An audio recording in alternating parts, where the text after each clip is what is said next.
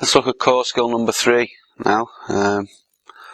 Following on from the jab, the next most common punch that we use is the straight backhand. Now, some call it the right cross. If you're an orthodox, it's the right hand. You can see why we call it the backhand again, because it's, of the two, it's the one that's held further back. It is a power shot, the backhand. It's a straight punch. Whereas the jab is very easy to develop into a straight shot. There's much more work involved in generating the straight line power that you need for a backhand. Okay, when a backhand is thrown, it's intended to be a power shot.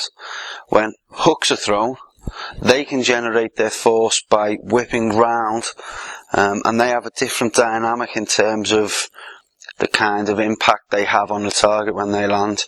A straight right hand has to generate the power along a straight line. You tend not to see too many straight right hand knockouts. Most knockouts you tend to see tend to be hooks. But this is still a big shot. It's as I say, it's used probably only, the only shot used more would be your jab. Okay. Let's imagine a steel rod going through the top of my body, out through the bottom. I can't bend like this. I have to rotate around that rod, okay, and keep my back straight. From the stance, first action to throw the backhand is a push off this back foot from the ball of my foot. And what I want to do is make sure that these hips, watch how much they rotate by my pushing off that back leg. And it's an explosive thrust. Okay, really whip those hips around. So from there, I'll not throw the shot, I'll show you the body movements on its own. So you can see how much that push off the back leg whips those hips around.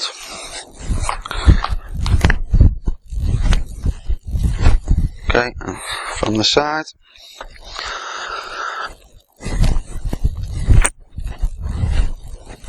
The front leg bends to accommodate that rotation. Don't allow your legs to lock out. You'll never get the kind of shot that you need. Okay? Flexible at the knees, and allow that front leg to bend. The shot accelerates onto the target. Turning palm down as it covers the last few inches of its journey.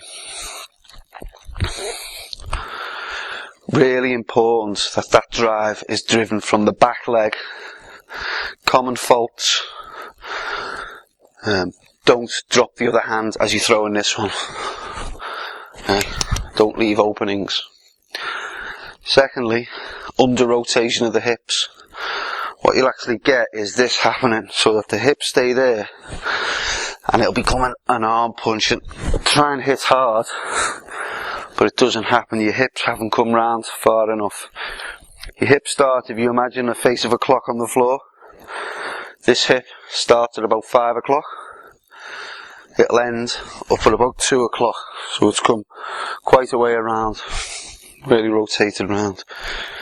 An added benefit of making sure you get that rotation, you pick up a fixed point in the background here. Here's the shot without rotation. Watch how much further that shot goes when I rotate the body. Okay, it's probably 2, 3, 4 inches maybe.